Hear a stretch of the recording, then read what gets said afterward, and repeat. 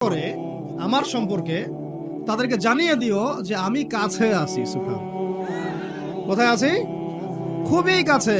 উজিবু দাওয়াতাদ দাঈ ইযা দাআন, যখন দোয়াকারী দোয়া করে আমি তার দোয়া শুনি। কে শুনে?